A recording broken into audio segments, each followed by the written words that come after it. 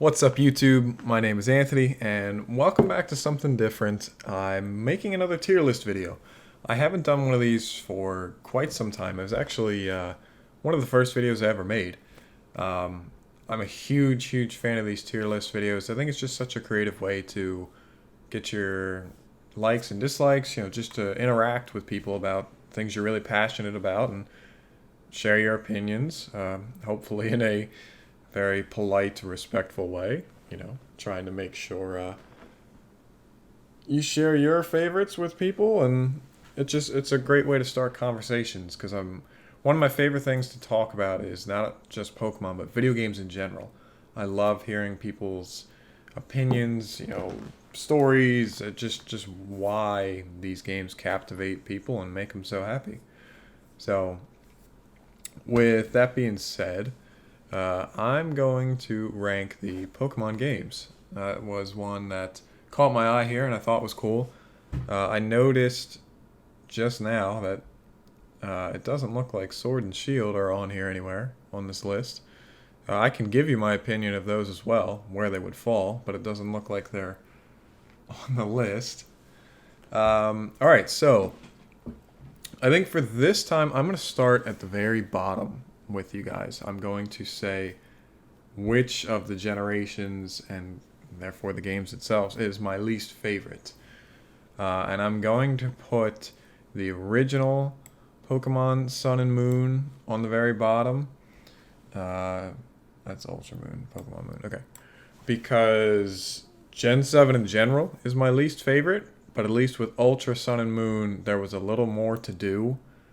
So I'd rather play, if I'm going to have to play Gen 7, I'm going to play the Ultra version.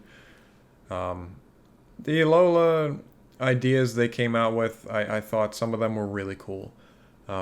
Showing alternate forms of Pokemon is something that people have always liked to see when you play custom ROM hacks, and to make it real and canon, I think was awesome. That was a great choice. For them to take away the gyms and branch out to something new. I really appreciate wanting to try something new. Like, I think they had their hearts set to do something cool. I personally did not enjoy it as much. I just love collecting badges and going to the gyms. I know it's what we've been doing for 20 plus years now, but I like it. If it's not broke, do not fix it. So there were a lot of things that were cool, little features for your character, and there's a lot of good things that we got from Sun and Moon, Gen 7, but was not a fan of the island trials.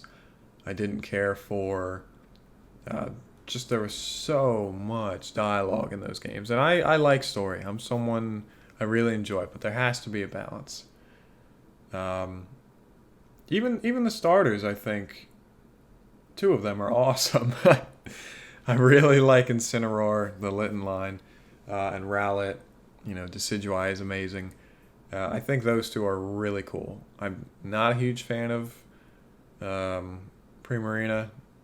Its typing is excellent, and it's a really good Pokemon. I'm just not a big fan. I didn't care for it. I thought they could have done maybe something cool. I really like the typing. I think making a Water Fairy type was very unique. They really went at that with these Grass Ghost, Fire Dark. So Gen 7 has taken up enough of your time. So that's where that is. And to just get it out the way, I'm going to put Ultra Sun and Moon, there we go, above them in the C ranking. Just, they're better, but just a tiny bit.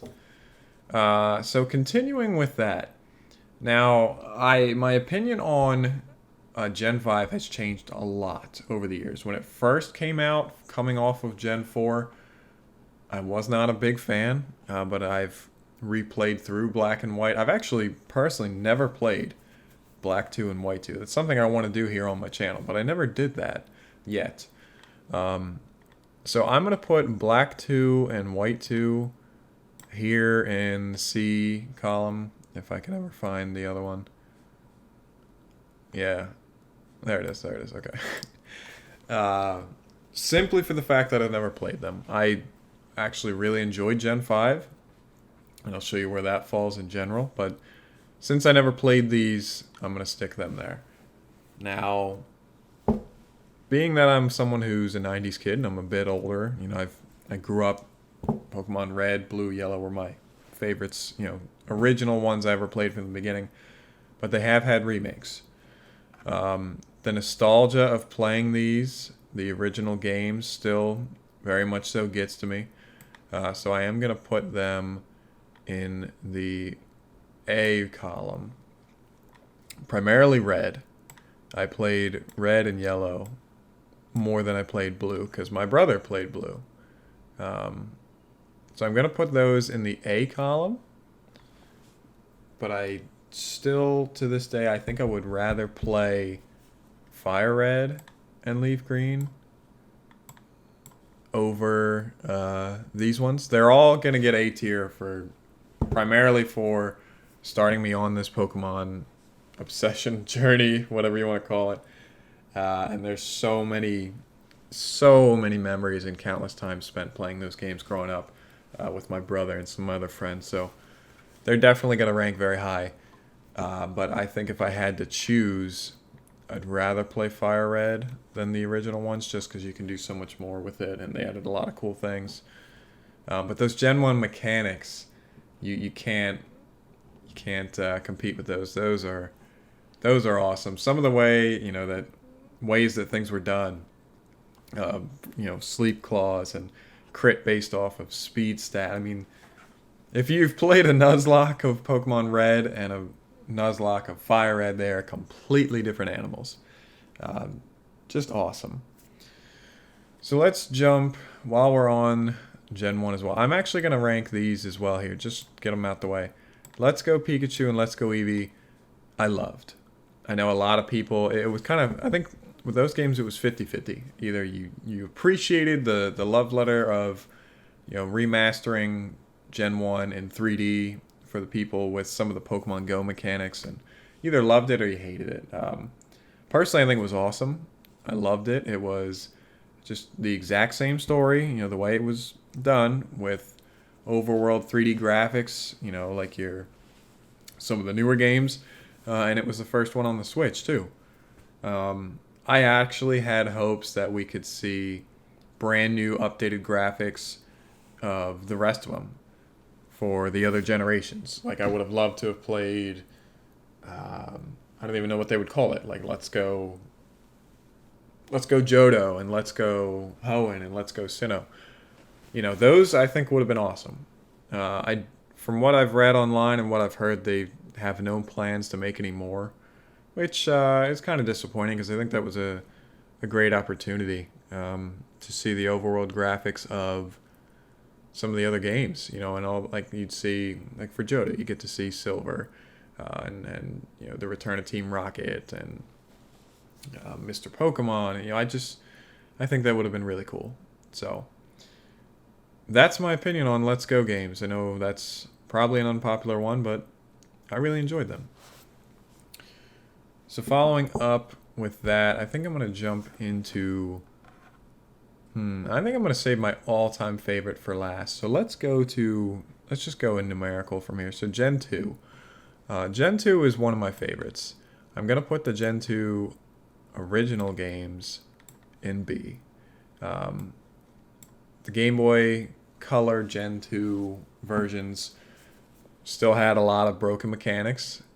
It was one of the 2 games throughout the series so far that continues the story. Everything is canon that happened in the previous version, which I think is awesome. I love that Red becomes the champion. He defeats Blue. Blue goes back and he is the gym leader now that Giovanni's been overthrown. If I remember correctly, Koga becomes an Elite Four member and his daughter takes over his gym. Just a lot of things happen. And there's a lot of mechanics in Gen 2 that are broken. My favorite starters, well, some of my favorite starters, we'll say, come from Gen 2. Totodile and Cyndaquil. Absolutely love them both. Lance was always a huge impact for me in my childhood. I just thought Dragon Tamer Lance and how he was just so powerful was awesome. I know he's in Gen 1, but he has a much bigger part in Gen 2, helping you overthrow Team Rocket's comeback and the Red Gyarados. I mean, Gen 2 was awesome. I think, and correct me if I'm wrong, but that was the first game, I can't be wrong, where they introduced the clock mechanics and like time-based things. Like I remember being so excited to do the bug catching contest in Gen 2. When you would have to, based off date and time, like certain Pokemon would show up, because I was always trying to catch Scyther. Scyther's my favorite of the bug types, so that was so much fun. The clock mechanics affected certain things, and like people would call you and be like, "Oh, here, I wanted to give you this," and if you meet up with them, they'd give you stuff. Like Gen 2 was great. I would rather play, and again, this is just, I have such an appreciation for older games, older graphics, but I love to replay the newer versions when they're done correctly. I've touched on it before in other videos. Remasters are not always perfect. There's a lot of them that I think they just try too hard and they change so many things, and then it's terrible. If you want my opinion on that further, we can talk about my hatred of the Ratchet and Clank game that came out with the animated movie, but that's for another time. So I'm going to put Heart Gold and Soul Silver in A as well, because Gen 2 is one of my favorite games to play. Heart Gold and Soul Silver was awesome. Gen 4 updates for movesets, graphics, Pokemon.God evolutions, items, TMs, and then you still have the awesome story of Gen 2. I smash hit. Heart Gold specifically, and my brother played Soul Silver. That's a reoccurring theme you'll see on this channel, and at his, if you catch his, at Freed. We're only 3 years apart, so we grew up playing these together for pretty much the entire time. I would play one, he would play the other, mostly based off of personality choices for preferences. His all-time favorite is Venusaur, not Blastoise, but he would still rather play blue than red. So that's where that started, because Pokemon Green was in Japan, and we don't speak Japanese. So I would love to, but I don't. So you'll see a lot of these picks I'll touch on. I played this one, and he would play the other.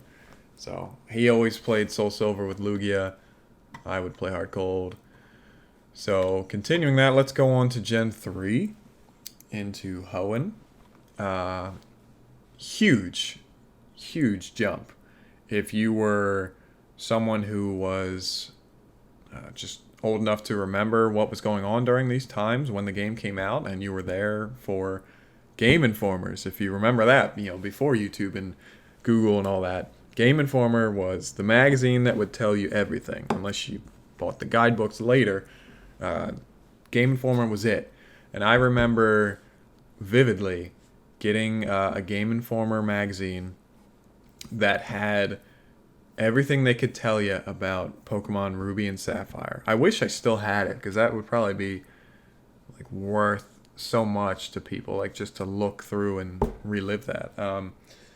And I remember being captivated looking through it with my brother. We didn't have Game Boy Advances at the time. I still had a color. Like, we both still had a Game Boy Color. Actually, I had one of the big gray original Game Boys, and we had a Game Boy Color. And I remember looking through that and just seeing the jump in graphics from Gold and Silver to Ruby and Sapphire, and seeing, like the berry. I don't know why I remember being so excited about the berry mechanics of going around planting berries and using them, and seeing the starters. And I can't even tell you, just I was probably, let's see, 9, 10, 8, between 8 and 10, somewhere around there, when I was looking through that magazine at the new game. And I remember, like, that was it. Like, Daniel and I could not wait to play Ruby and Sapphire, and Fire Red and Leaf Green as well, because it came out shortly after. That game, like, really took off for us with Pokemon. We were already obsessed. Like, I was old enough to. My mom took me to Pokemon, the Mewtwo Strikes Back movie in theaters. Like, I saw that. I was like 4. Like, Pokemon was it from day one. But getting to Gen 3 and Ruby and Sapphire, that was like, all right, this is our thing. And we just would play it forever. I remember for Christmas, I want to say it was 2005, maybe, 2005 I think it was, maybe 2006.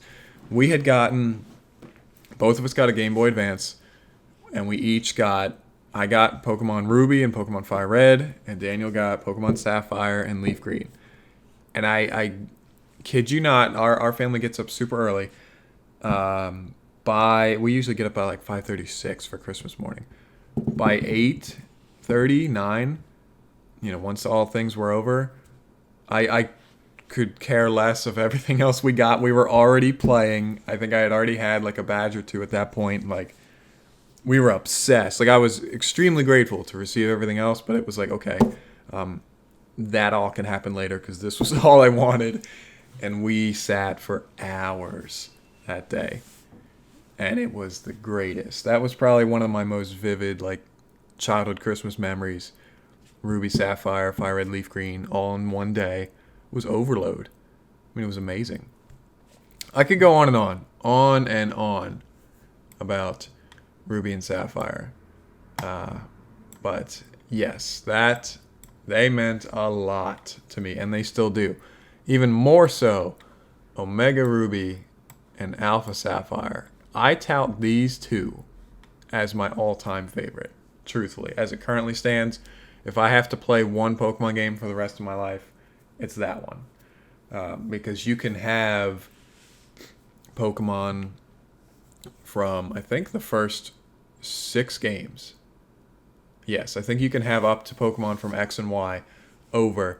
The story was Emerald's story, but done even better with these amazing graphics, and the way you could do the Battle Frontier in that game was nuts. The movesets were fully updated, abilities, TMs. It just went on. I mean, it was just, I didn't understand how you could take Emerald, which is, I forgot to rank that. I would say is God tier in terms of Pokemon games, and make something better. But they did. Because Omega Ruby and Alpha Sapphire take everything perfect about Emerald and just give you a modern update. Better graphics, tiny little improvements and tweaks, the Mega Evolutions. I mean, oh my god. Those, I know I just realized, I said I was going to save my favorite for last, but I was on Gen 3. So, that's my favorite. Those are amazing. Let's go with... continuing it, we'll go with my second favorites because as it stands, we still have not gotten a remake of Gen 4. So Omega Ruby, Alpha Sapphire still have the top spot for now.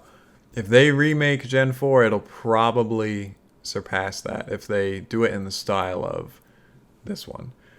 Gen 4, we had, at that point, my brother and I had a DS Lite. I had a red one. He had a blue one. We had already been playing a couple of the games when, Diamond and Pearl came out. I remembered seeing commercials about it, and, I had a poster for the Battle Revolution game that would later come out on the Wii with, Infernape and Polion and Torterra on the front. I had that poster on our door. Gen 4 is my all-time favorite. I rank it as my highest rated gen, and just barely. Like, if Gen 1 is a 90 or Gen 4 is a 99, Gen 3 is a 98, and to me Gen 1 is a 97. I mean, they're just barely better. I guess I should reiterate. Platinum is the Emerald version of Gen 4, so that is first. But I played Diamond, Daniel played Pearl. And we spend so many hours with the Explorers kit in this game when you could play local multiplayer and online with people. And that was where I found, my beloved Cranidos and Rampardos. He's my all-time favorite fossil Pokemon, just barely ahead of Tyrantrum. He's the channel mascot for now. Shiny Rampardos is incredible. And we would spend countless hours down there just digging up all kinds of cool items, digging up more Pokemon fossils from the other games to revive. It was amazing. I think Gen 4 has the most perfectly balanced story when it comes to missions and dialogue and the amount of time they give you to just do your thing. I think it has the best pacing of any of the Pokemon games. I love the story. Team Galactic. Your rivals in that game were interesting. Like Barry was hilarious. He'd always try and actually battle you and not just, here's a lucky egg and here's this item, just giving you freebies and stuff all the time, like some of the newer ones. It was awesome. Dialga is my second, I'd say probably one of my second or third favorite legendary Pokemon of all time. We can save that for another video as well, but I truthfully loved Gen 4. It's probably a major reason why for the first few years that Gen 5 was a thing, why I didn't like it, because I was coming off such a high. And I hate to be a Gen 1 or a Gen 4 snob, but when you're older and you've played them all, your expectations are set a certain way, and you have so much nostalgia backing a lot of your things. And I'm trying to realize that when I set my expectations for other games, going forward, because nostalgia is the greatest, but it can also ruin other things for you, because then some other things are no longer as good. So I'm going to put Black and White Gen 5 in the B column because I enjoyed it. I rank it very high in my category as far as if I had to rank them all by numerically, which I'll do at the end here. I really enjoyed the story. I thought it added a lot of cool stuff and it wasn't too much dialogue. The moving 3D animations from Gen 4 to 5, in the battles, I thought that was really neat. I thought that was a really cool thing that they added, and I certainly appreciated that. The legendaries are really cool. Reshiram and Zekrom. I always thought that was really cool. And later, Kyurem. It's a solid game. It has a lot of replay value, and for doing a Nuzlocke, there's so many encounters and statics and things in that game. So it's certainly good. Last but not least, at least visible, because Sword and Shield aren't here, I've got X and Y. Now, I'm going to put X and Y in the A column for a few reasons. Specifically, I would say Mega Evolutions really carry X and Y because I am such a big fan of Megas. I think you could get rid of Z Crystals and Dynamaxing and just give more and more Pokemon interesting Mega Evolutions of alternate typings, special abilities, moves. I thought it was the coolest thing. The extended designs for some of them. Mega Evolutions heavily carries X and Y. They also give you starters throughout the game from previous ones.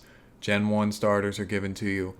And if I remember, I'm probably going to get this wrong. They either give you a Hoenn starter or a Johto starter as well as you play through. I know you can get nearly all of them when you're playing 6. I mean, they just hand them to you. Being able to play with a starter already and then giving you one that you probably like more, that always appealed to me. Gen 5 starters are probably some of the weakest to me.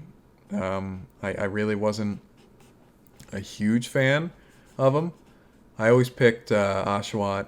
I always went with Samurott, which is very telling for me of how I felt about the starters, because if you know me, fire types are almost always who I pick, with a few grass types and a few water types. I would always go either Snivy or Oshawott, especially later when I learn more about competitive, a contrary superior. Watch out for that. I'm referring to Gen 5. Yeah, that's wrong. Anyway, that's my opinion on that. Gen 6 is Froakie. Greninja, who I would always pick. Always pick Greninja. Definitely. Um, I I mix up starters with Fennekin and Tepig. I mix those Fennekin, Tepig, Chespin, and the other grass one, Snivy, yes. I always mix up Gen 5 and Gen 6 starters because I didn't play the games that much, truthfully, and I'm not as familiar. I would usually just pick one and go. I thought 6 had a pretty awesome, story. The graphics and movesets and abilities were always good. It's updated. It's a solid game. I'm actually looking forward to replaying it because I truthfully did not. I don't think I've ever truthfully completed X and Y. And I know I've never completed Black 2 and White 2. So I definitely want to do that here on my channel. I've been saving those because I know I haven't finished them, so I might as well do it as a playthrough on here. So, finally missing from this tier list that I did not make and should have edited. Sword and Shield. Now, I was, for once, fully engrossed in the hyping, the hype of a new game being released. I was in it for Sun and Moon, but I lost interest quickly, so I wasn't really that wrapped up in it. Sword and Shield's awesome. It has introduced me and given me my all-time favorite legendary Pokemon, because I'm a massive fan of wolves, and having Zacian and Zamazenta added to the game is incredible. That I'm a huge fan of. The starters are solid. I think all 3 are great. I'm partial to picking Scorbunny and using Cinderace. Close second, though, is Sobble, and Teleon was awesome. Not as big of a fan of Rillaboom. I thought Grookey was cool, and from Grookey to Thwackey, I thought it was going to go a different way. But Rillaboom's cool. I think all 3 are solid starters. The wild area is incredible. That is so cool. I love it. The story was probably the most hand-holdy of any of them, which is hard to beat coming from Gen 7. So I'm not a huge fan of that, as I'm an older player. I thought it would have been interesting if they added another difficulty setting or something to slightly change it. The TMs and TRs in that game, from someone who likes to late game build competitive teams, I love that you can do raids and just acquire TMs. It's so much easier, a lot less grinding to build the teams you want, but still also something you have to grind a bit for. Same with the mints you can get for perfecting Pokemon's IVs and abilities, and what nature they have for the perfect stats. It's grindy, but it's also not impossible. And as someone who works full time, and I was also in school, I appreciate that. It's not excessive, but you still got to work for it. I'm really, really excited for the DLC, for them to add a lot more Pokemon, specifically the fossils, so I can have a shiny Rampardos in my game. I'm excited for that. I think it was great. I think it was a solid game. I would still, truthfully, rather play Omega Ruby, Alpha Sapphire, or Platinum. So I would rank Sword and Shield at an S- or an A+. It's there. It's, in terms of ranking the generations numerically, I would say it's on my channel. I hope I don't get this backwards from how I have it posted, but Gen 4 is first. So 4, 3, 1, 6, 2, 5. No. 2, 6, 5, 7. And then I'd put 8 somewhere between White and Gen 5 and Gen 2. It's there, but it's still not up there with some of the others. And I'm sure I just butchered how I have it numerically. It's posted as a discussion tab on my channel if you care to leave your thoughts or comments here. I love talking about people's favorite generations and of the Pokemon games and just discussing, what was great memories for them. So that's it for the Pokemon games tier list. I hope you enjoyed. I thoroughly enjoy making these. I could just go on about games forever. I love talking about them. So I plan on making a couple more of these hopefully soon. I didn't mean to take as much of a break off with this tier list videos. I don't know why I did. But anyway, thank you so much for watching, and I'll see you next time. Peace.